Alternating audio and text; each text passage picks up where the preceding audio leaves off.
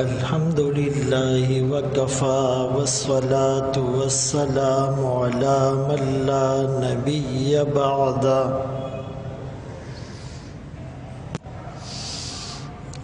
أما بعد فأعوذ بالله من الشيطان الرجيم. بسم الله الرحمن الرحيم.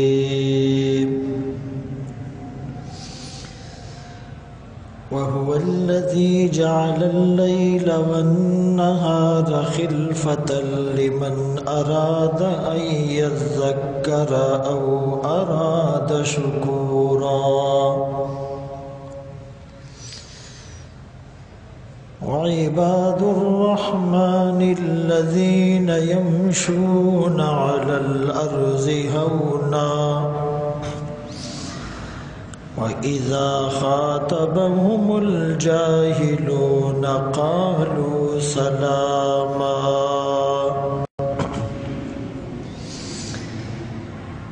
وقال النبي صلى الله عليه وسلم: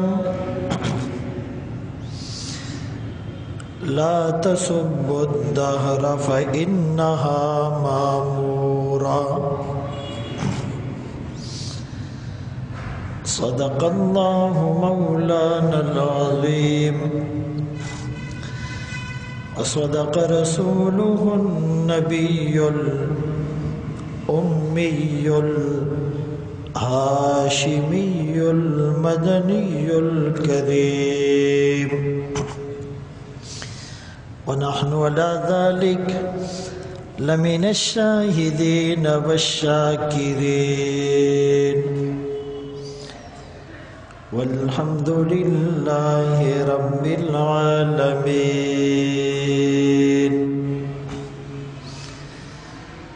ثنا کو پتا پتا ہے خدایا دم بدم تیرا. زمین و آسماں تیرے یہ موجود و عدم تیرا. جو دنیا میں تیرا کھا کر شکوے کرے یا رب، تعجب ہے کہ اس پر بھی ہو لطف و کرم تیرا. جو تو میرا تو سب میرا، فلک میرا زمین میری، اور اگر تو نہیں میرا تو کوئی شے نہیں میری. پانی پانی کر گئی مجھ کو قلندر کی یہ بات، تو جھکا جب غیر کے آگے نہ تن تیرا نہ من.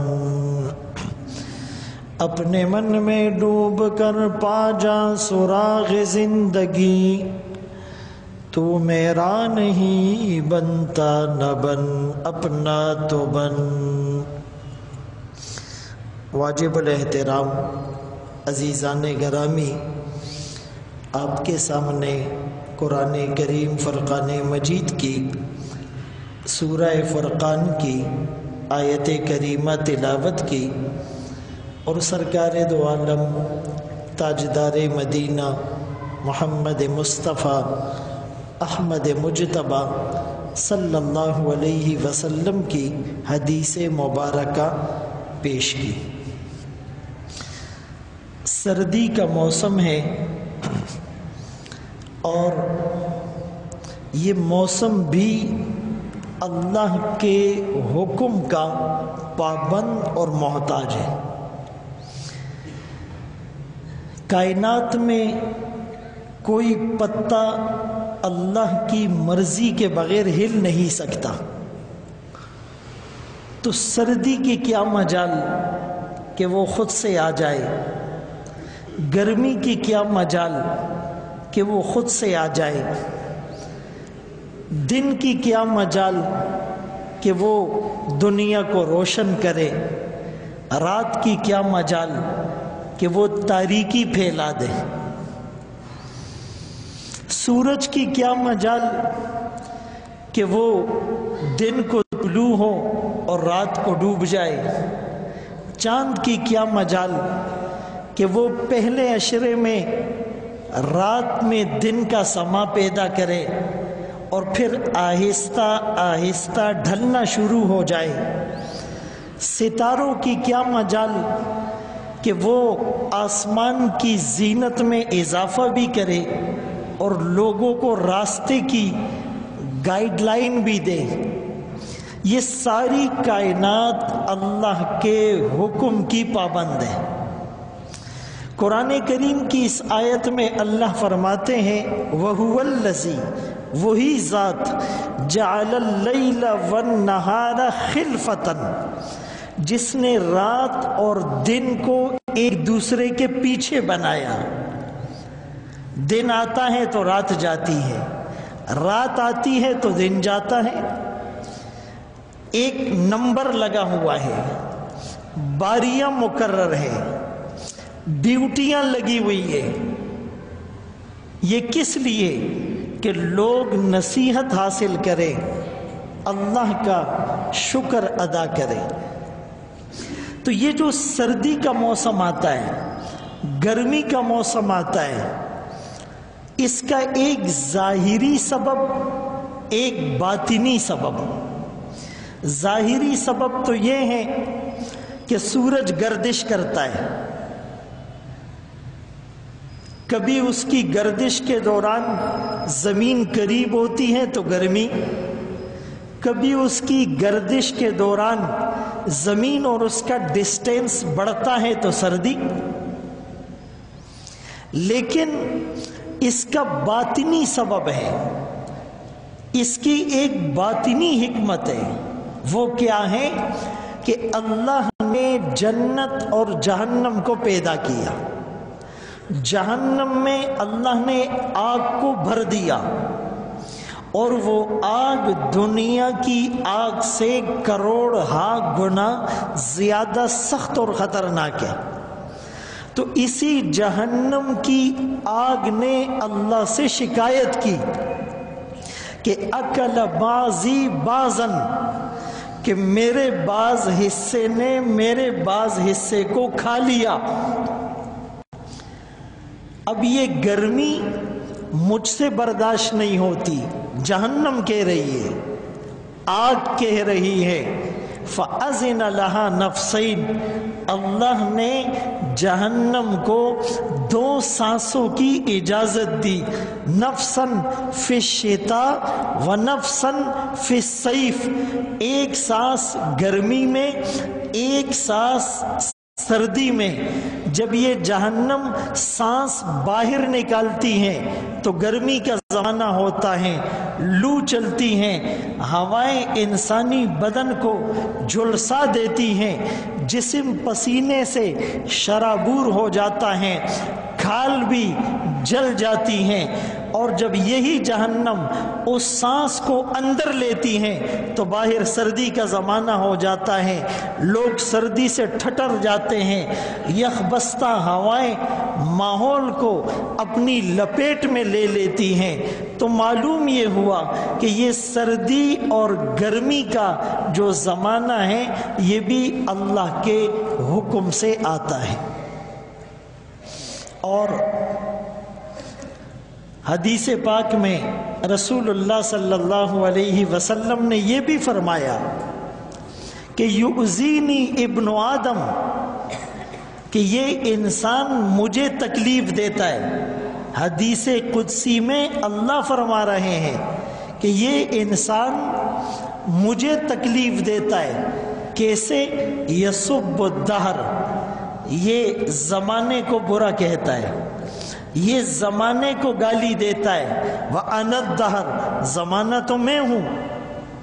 اقلب اللیل والنہار، دن اور رات کو لانے والا میں، سورج اور چاند کو بنانے والا میں، ستاروں اور سیاروں کو اپنے محور میں چلانے والا میں، سردی اور گرمی کو لانے والا میں، خزاں اور بہار کو رکھنے والا میں، اس کائنات کے سارے نظام کو چلانے والا میں، یہ جو گرم ہوائیں چلتی ہیں میرے حکم سے، یہ جو ٹھنڈی ہوائیں چلتی ہیں میرے حکم سے۔ تو آدمی کہتا ہے کتنی گندی ہوائیں، فرمائے لا تسبوا الریح، ہوا کو گالی نہ دو، فإنها مأمورہ، یہ تو اللہ کے حکم کی پابند ہے۔ تو فرمایا ابن آدم مجھے گالی دیتا ہے، کیسے کہ یہ زمانے کو گالی دیتا ہے، اور زمانہ میں ہوں، نظام تو میرے ہاتھ میں ہے۔ اسی لیے ہر موسم میں، ہر طرح کی ہوا میں، ہر طرح کے ماحول میں اگر ہماری نظر جمے تو اللہ کی ذات پر جمے۔ ایک موقع پر آپ صلی اللہ علیہ وسلم نے یوں فرمایا کہ لا تسبوا الدیک، یہ جو مرغ اذان دیتا ہے نا، اس کو بھی گالی نہ دو۔ لوگ کہتے یار بے وقت اذانیں دے رہے اور ہماری نیند کو ڈسٹرب کر دیا، اور خواہ مخواہ جو ہے وہ شور کر رہا ہے، تو فرمایا اس مرغ کو بھی گالی نہ دو، فَإِنَّهَا يُوقِظُ لِلصَّلَاةِ، یہ بھی تمہیں نماز کے لیے جگاتا ہے۔ تو بہرحال اس سردی کا جو باطنی سبب ہے وہ یہ ہے کہ جہنم نے اللہ سے شکایت کی کہ میری گرمی نے مجھے مار دیا، میرے بعض حصے کو جلا دیا، کھا لیا، تو اللہ نے اسے 2 سانسوں کی اجازت دی۔ یہ سخت گرمی بھی جہنم کا حصہ اور سخت ٹھنڈ بھی جہنم کا حصہ۔ زمہریر کہ جب جہنمی جہنم کی گرمی سے بےتاب ہو کر چیخنا چلانا شروع کر دیں گے کہ اب بات برداشت سے باہر ہو گئی، ہمیں تو اس گرمی نے جھلسا دیا، ہمیں تو اس آگ نے جھلسا دیا، ہمیں تو اس آگ کی تپش نے جھلسا دیا، ہمیں کچھ ٹھنڈ چاہیے، تو اللہ کریم ٹھنڈ لائیں گے، لیکن وہ ایسی ٹھنڈ ہوگی کہ ہڈیوں میں گھس جائے گی، آر پار ہو جائے گی، یہ بالکل ٹھٹر کر رہ جائیں گے، اس کو زمہریر کہتے ہیں۔ تو گرمی کی شدت آپ کو جہنم کی یاد دلائے، سردی کی شدت آپ کو جہنم کی یاد دلائے، سردی ہو گرمی ہو، دن ہو رات ہو، اجالا ہو اندھیرا ہو، دھوپ ہو چھاؤں ہو، آپ ہر وقت اللہ کی ذات کی طرف متوجہ رہے۔ یہی مومن سے تقاضا ہے شریعت کا اور اسلام کا۔ اب اس سردی میں ہمارا فائدہ کیا ہے، حکمت کیا ہے؟ تو سب سے بڑی حکمت تو یہ ہے کہ اس سردی میں روزہ رکھنا آسان ہوتا ہے، دن چھوٹا ہوتا ہے اور رات بڑی ہوتی ہے، تو روزے کا ڈیوریشن کم ہو جاتا ہے۔ یعنی گرمی میں اگر آپ مثال کے طور پہ 15 گھنٹے کا روزہ رکھ رہے ہیں تو سردی میں وہی روزہ وہ شاید 12 گھنٹوں تک آ جاتا ہے، بلکہ 12 سے بھی کم ہو جاتا ہے۔ تو ایک تو روزہ رکھنا آپ کے لیے آسان ہو گیا، دن چھوٹا ہو گیا۔ پھر دوسری بات یہ ہے کہ ٹھنڈ ہوتی ہے تو آدمی کو زیادہ پیاس بھی نہیں ستاتی، یہ ٹینشن بھی ختم ہو جاتی۔ تیسرا فائدہ یہ کہ راتیں طویل ہوتی ہے تو نیند بھی پوری ہو جاتی ہے۔ اور روزہ رکھنا فرمایا کہ ابن آدم جو بھی عبادت کرتا ہے وہ اس کے لیے ہوتی ہے، اس کا صلہ بھی اللہ فرشتوں کے ذریعے سے دیں گے، الا الصوم، مگر روزہ ایسی عبادت ہے یہ میرے لیے ہے، اس کا بدلہ بھی میں خود دوں گا۔ اور دوسرے موقع پر فرمایا الصوم جنہ، یہ روزہ ڈھال ہے جہنم سے بچاؤ کے لیے۔ اور تیسرے موقع پر فرمایا کہ جنت میں جو 8 دروازے ہیں، ایک دروازہ باب الریان جس سے صرف روزہ دار جنت میں داخل ہوں گے، اور چوتھے موقع پر فرمایا لخلوف فم الصائم اطیب عند اللہ من ریح المسکی، کہ روزہ دار کے منہ سے روزہ رکھنے کی وجہ سے، معدہ خالی ہونے کی وجہ سے جو اسمیل آتی ہیں، فرمایا اللہ کو مشک و عنبر سے بھی زیادہ محبوب ہے۔ اور اگلے موقع پر فرمایا کہ اس روزے میں افطار کے وقت اور سحری کے وقت دعائیں قبول ہوتی ہیں، اور پھر فرمایا اس سحری کے کھانے میں برکت ہوتی ہے، اور پھر فرمایا کہ الغنیمت الباردہ الصوم فی الشتاء، مسلمانوں کے لیے ٹھنڈی غنیمت، آسان غنیمت یہ ہے کہ وہ سردی میں روزہ رکھے۔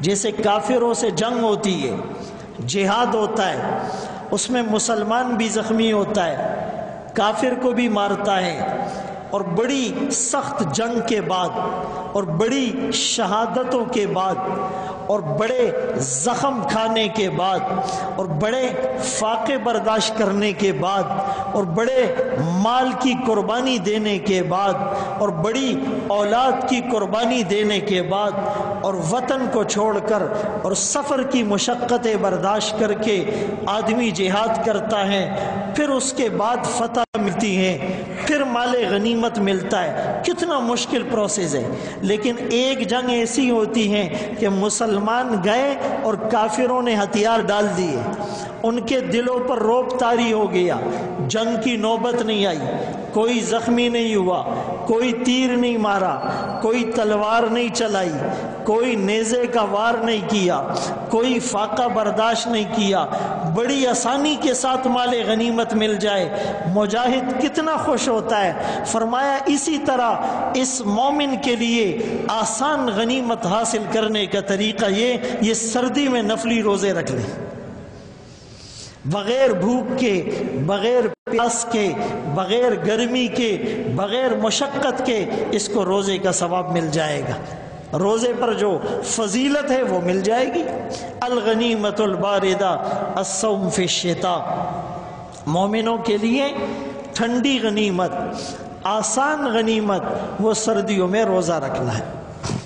اسی طرح ایک موقع پر یوں فرمایا کہ یہ جو سردی کا مہینہ ہے، موسم ہے، الشتاء ربیع المومن، یہ مومن کے لیے موسم بہار ہے۔ قصر نہارہ، اس کا دن چھوٹا ہوتا ہے، فصام، یہ روزہ رکھ لیتا ہے، اور وطالا لیلو، اور اس کی رات لمبی ہوتی ہے، فاقام، یہ قیام کرتا ہے۔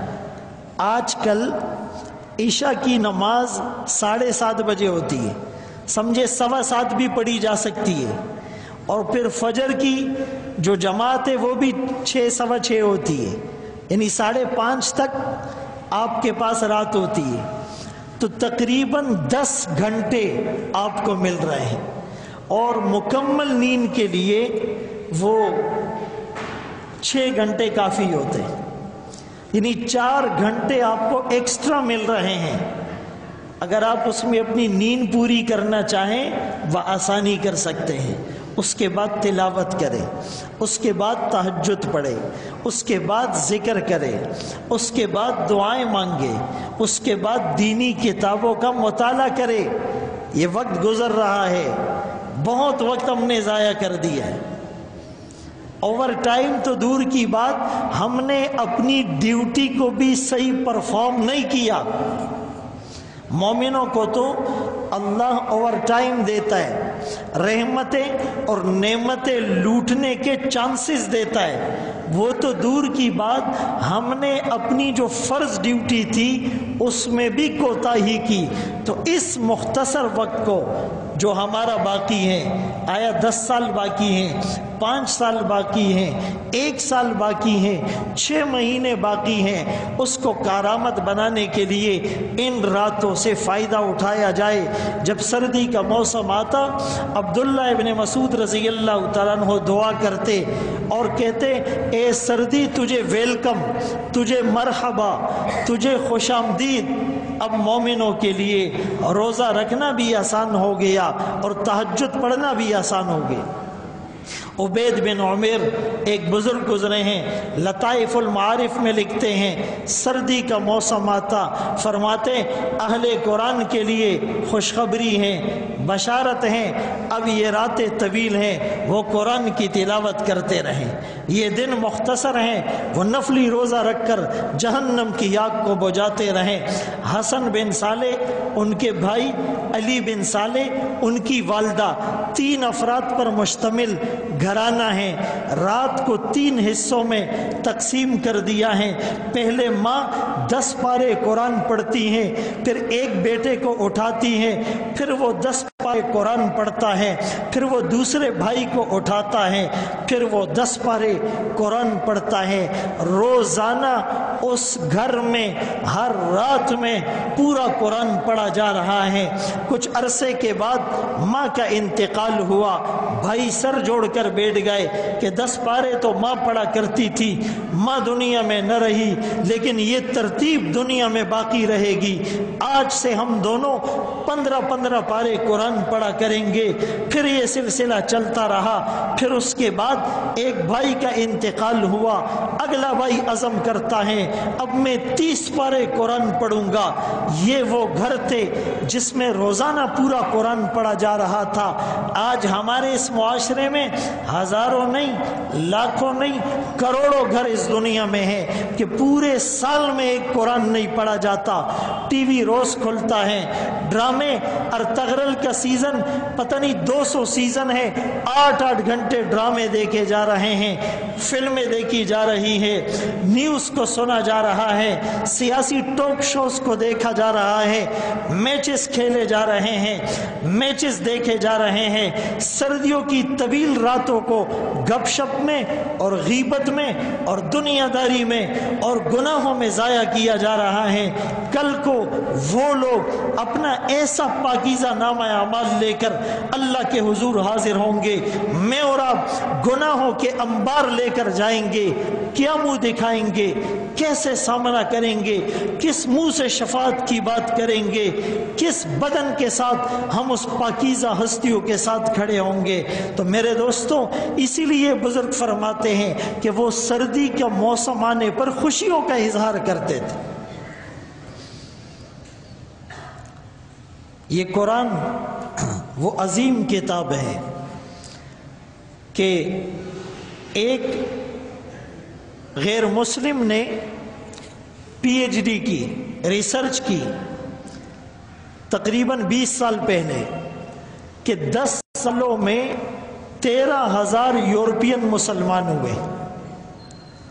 10 سالوں میں 13,000 یورپ کے غیر مسلم مسلمان ہوئے۔ پھر جب مزید ریسرچ کی تو اس میں 80% لوگ، یعنی تقریباً 10,000 کے لوگ قرآن کو سمجھ کر مسلمان ہوئے، قرآن کو پڑھ کر مسلمان ہوئے، اور مسلمانوں کے پاس اس قرآن کی قدر نہیں۔ یعنی 50% مسلمانوں کو قرآن پڑھنا آتا ہے، 50% کو نہیں آتا ہے، اور جن کو صحیح پڑھنا آتا ہے ان کو قرآن کا ترجمہ نہیں آتا ہے، اور جن کو قرآن کا ترجمہ آتا ہے وہ قرآن پر عمل نہیں کرتے، اور جو قرآن پر عمل کرتے ہیں وہ قرآن کی دعوت کا پرچار نہیں کرتے، قرآن کو اپنی زندگی میں امپلیمنٹ نہیں کرتے۔ قرآن کو صرف نکاح کے موقع پر خطبے میں 2-4 آیات سن لی، نماز میں قرآن کی تلاوت سن لی، رمضان میں آدھا 1 پارہ روزانہ قرآن پڑھ لیا، دکان کھولنے کے بعد قرآن خوانی کروا دی، گھر میں شفٹنگ کے موقع پر بچوں کو بلوا کر، اس موقع پر بھی خود صاحب گھرانہ کو قرآن پڑھنے کی توفیق نہیں ہوتی، 20 مقامات پر مدرسے سے بچوں کو، قاریوں کو لے جایا گیا، یعنی 2 4 10 سال بعد گھر میں قرآن پڑھا جا رہا ہے، اس میں بھی گھر والے کو خود پڑھنے کی توفیق نہیں، وہ سموسوں کے چکر میں اور وہ نان کٹائی کے چکر میں اور وہ مٹھائی کے چکر میں اور وہ دیگوں کے چکر میں لگ جاتا ہے، خود پھر بھی نہیں پڑھتا۔ بیمار ہو گیا تو دم کرا دو۔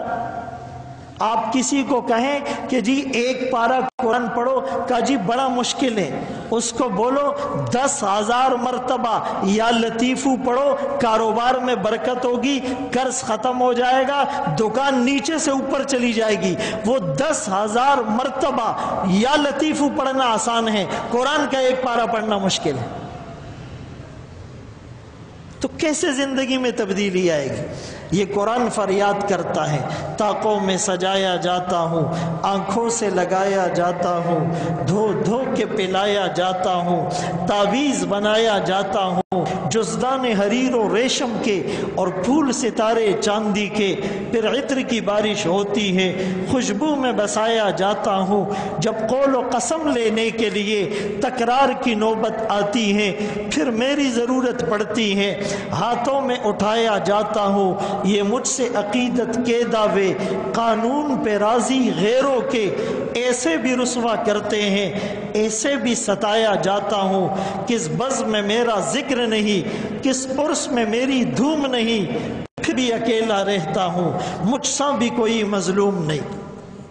تو سردیوں کے ان طویل راتوں میں ہم قرآن کے ساتھ اپنا تعلق مضبوط کر لیں۔ ایک غیر مسلم عورت جس کا نام ماریا کے تھا، مسلمان ہونے کے بعد وہ میوزک میں پی ایچ ڈی کر رہی تھی۔ ہم کہتے ہیں نا موسیقی روح کی غذا ہے۔ ہمارے آقا نے فرمایا کہ الجرس مزامیر الشیطان، یہ میوزک شیطان کی گھنٹیاں ہیں، اس کے آلات ہیں، اس کے انسٹرومنٹ ہیں، اور فرمائے یہ گانا دل میں نفاق پیدا کرتا ہے، اور گانا سننے والے کے کانوں میں پگھلا ہوا سیسا ڈالا جائے گا، اور یہ گانا قرآن کے مقابلے میں شیطان نے ایجاد کیا ہے، اور آج کا مسلمان کہتا ہے موسیقی روح کی غذا ہے۔ تو وہ ماریا کے میوزک میں پی ایچ ڈی کر رہی تھی کہ میوزک کا کیا فائدہ ہے، کیا نقصان ہے، کیا اس کے طور طریقے، کیسے اس کو سیکھا جاتا ہے۔ تو وہ مراکش کے ریڈیو میں کوئی فریکوینسی ایڈجسٹ کر رہی تھی کہ اچانک اس کی کانوں میں ایک مانوس سی آواز سنائی دی۔ وہ کہتی ہے کہ میں بالکل رک گئی اور میں نے وہی فریکوینسی کو ایڈجسٹ کیا، اور اس آواز میں بڑی اٹریکشن تھی، تو میں نے پتہ کیا یہ کیا ہے۔ مجھے بتایا گیا یہ مسلمانوں کا قرآن پڑھا جا رہا ہے، یہ قرآن کی تلاوت ہے۔ کب میں نے دل میں کہا کہ یہ عربی میں، اور مجھے عربی نہیں آتی، بغیر سمجھے جب اس میں اتنی اٹریکشن ہے، جب اس کو میں سمجھ کر سیکھ کر سنوں گی اور پڑھوں گی اور سٹڈی کروں گی تو کیا ہوگا؟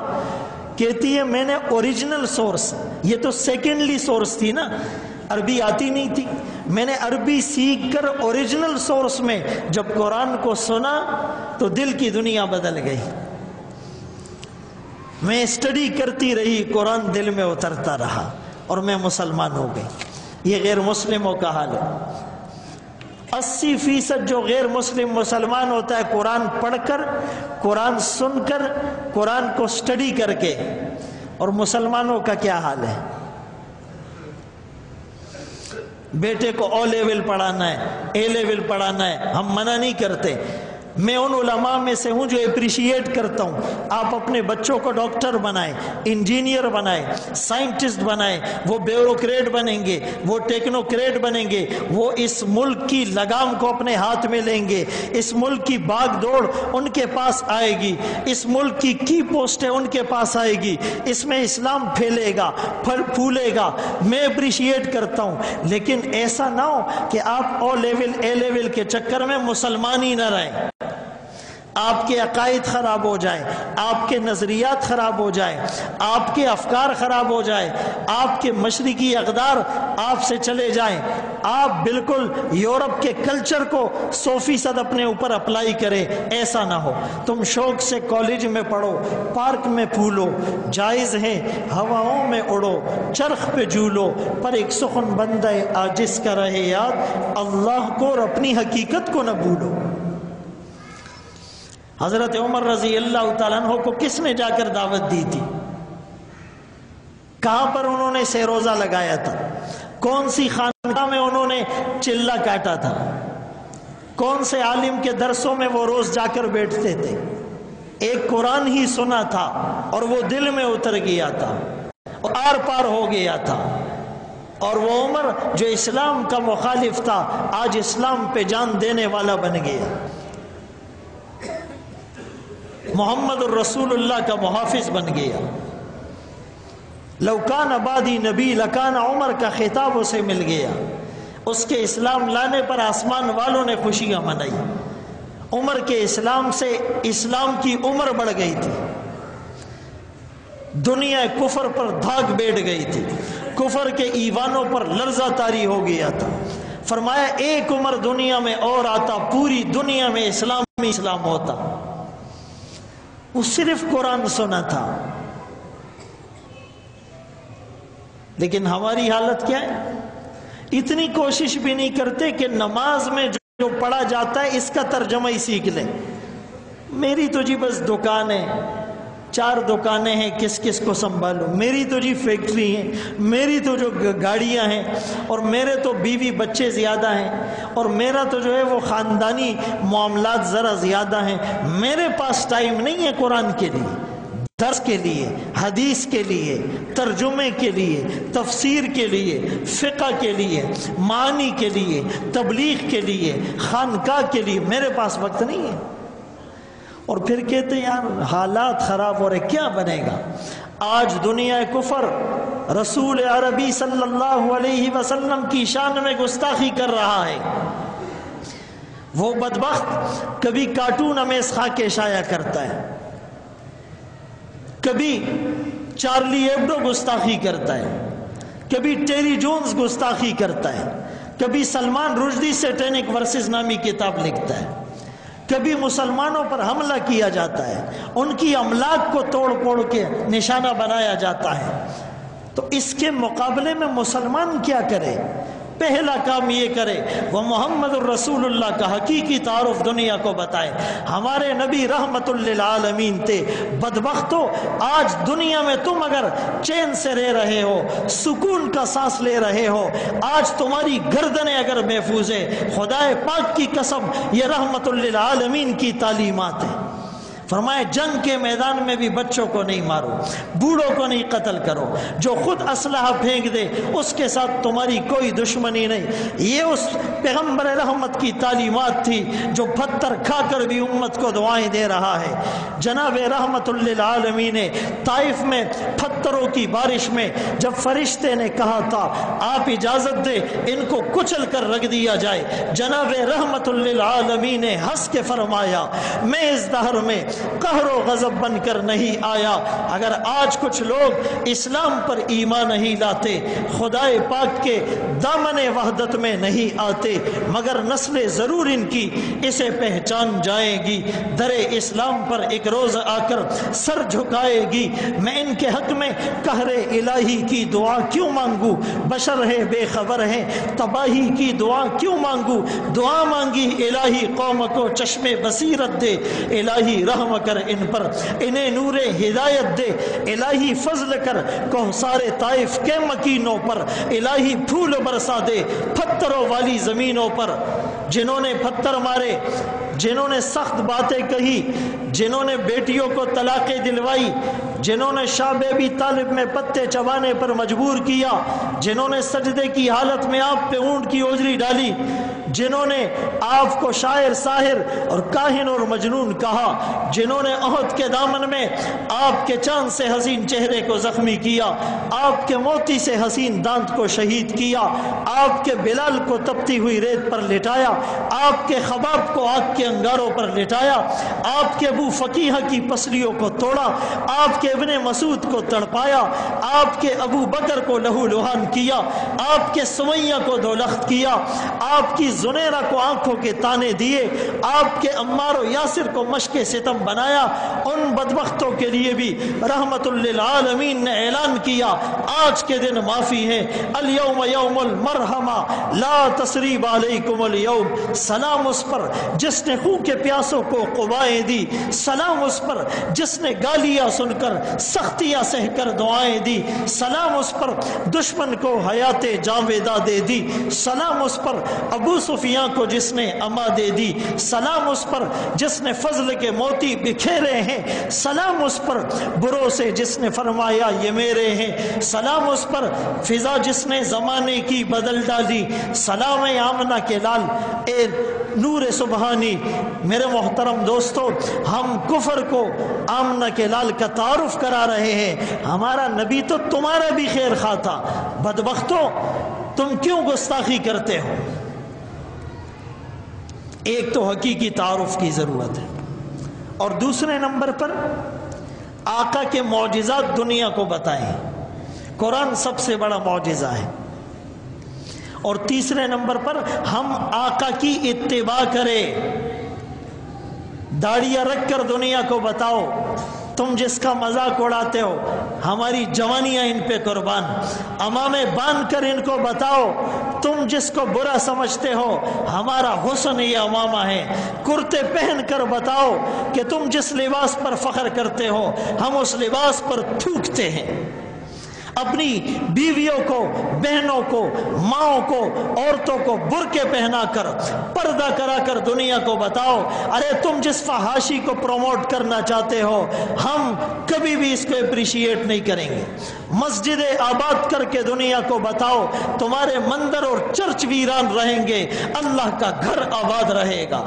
قرآن کی تلاوت کر کے دنیا کو بتاؤ ارے موسیقی روح کی غذا نہیں، ہماری روح کی غذا اللہ کا قرآن ہے، تبلیغ میں نکل کر دنیا کو بتاؤ ارے تم جتنا دباؤ گے اتنا ہی یہ ابھرے گا، اسلام کی فطرت میں خدا نے لچک رکھی ہے اتنا ہی یہ ابھرے گا جتنا کہ دبا دیں گے، جہاد کا علم ہاتھ میں تھام کر دنیا کو بتاؤ نور خدا ہے کفر کی حرکت پہ خندزن، پھونکوں سے یہ چراغ بجھایا نہ جائے گا، ہم سب کچھ برداشت کر سکتے ہیں، ناموس رسالت کی گستاخی برداشت نہیں کر سکتے، عظمت صحابہ پہ کوئی کمپرومائز برداشت نہیں کر سکتے، اس لیے ان کافر کتوں کو بتا دیا جائے اور ہم اپنے عمل سے بتائیں۔ بدقسمتی یہ ہے وہ بھی داڑھی کا مذاق اڑاتا ہے ہم بھی گندی نالی میں بہا رہے ہیں، وہ بھی امامے کا مذاق اڑاتا ہے ہمیں بھی شرم آتی ہے، وہ بھی کرتے سے نفرت کرتا ہے ہم بھی پین شرٹ پہن کر ان کو خوش کر رہے ہیں، ان کے بنائے ہوئے ڈرامے کون دیکھتا ہے، ان کی بنائی ہوئی ننگی فلمیں کون دیکھتا ہے، ان کے بنائے ہوئے میچ کون دیکھتا ہے، ان کے بنائے ہوئے ٹی وی اور نیٹ اور کیبل سے کون سہولتیں لے رہا ہے؟ میرے محترم دوستو، محمد الرسول اللہ کو چہرہ دکھانا ہے، آنکھیں ملانی ہے، سامنے کھڑا ہونا ہے، شفاعت کا مستحق ہونا ہے، حوض کوثر پر چھلکتے جام کی آس لیے بیٹھے ہیں اور کام ہمارے کیسے ہیں؟ اسی لیے اتباع کا عزم کرو۔ تو میں عرض کر رہا تھا کہ سردیوں میں روزہ رکھو نفلی، راتوں کو تہجد کا اہتمام کرو۔ نمبر 3، جب تم رات کو اٹھو گے سردی میں گرم کمبل چھوڑو گے، نرم رضائی سے اٹھو گے اور ہواؤں کے جھکڑ چل رہے ہوں گے اور ٹھنڈے پانی سے وضو کرو گے، یہ مشکل کام ہے، اور فرمایا کہ جب تم عام حالات میں وضو کرتے ہو گناہ معاف ہوتے ہیں، جب سردی میں ٹھنڈے پانی سے وضو کرتے ہو گناہ بھی معاف ہوتے ہیں، درجہ بھی بڑھتا ہے، اسباغ الوضو علی المکارہ، ڈبل فائدہ۔ اس لیے ہمت ہے تو پانی بھی گرم نہ کرو، میں فتویٰ نہیں دے رہا، ہمت ہے جو برداشت کر سکتے ہیں، اجر کی بات ہے۔ ایسے مجاہد بھی ہے کہ جو سیاچن اور گلیشیئر میں پاکستان آرمی کے بھی کچھ جوانوں سے ہم ملے، جو کرنل کیپٹن شیر خان شہید تھے، ثوابی کے تھے، ان کے رشتہ داروں سے ہم ملے، وہ برف میں اس برف کو پگھلا کر وضو کر کے قرآن اور نماز پڑھا کرتے تھے۔ تو صبر یعنی سخت حالات پر صبر، ٹھنڈے پانی پر صبر، گرم کمبل کو چھوڑنے پر صبر، اور پھر مصلے پر کھڑے ہونا، یہ مشقت پر صبر، اس پر بھی اجر ملے گا۔ اور سردی میں صدقہ کرو۔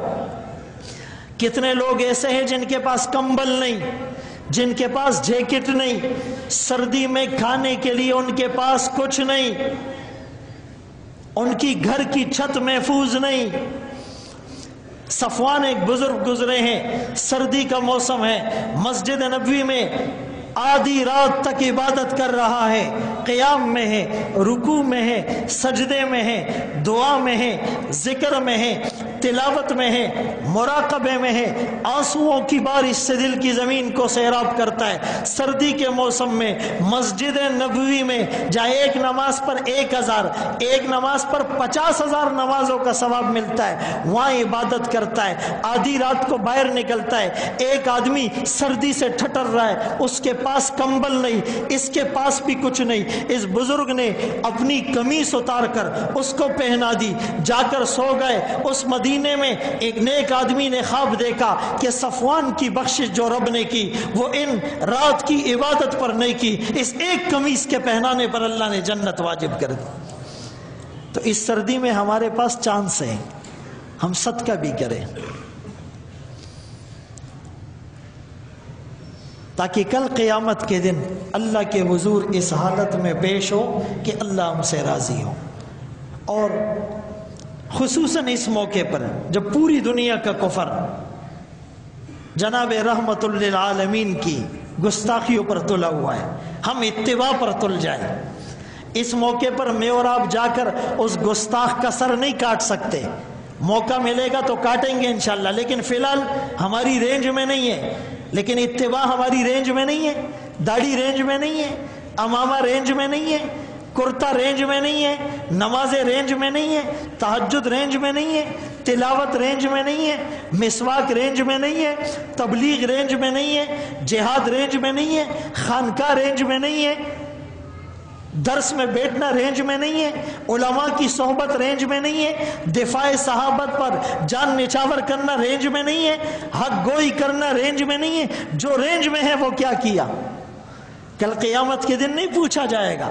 یہ بہانے بنائے ہوئے، میرے بس میں ہوتا تو میں یہ کر لیتا۔ اللہ ہر ایک سے کام نہیں لیتا۔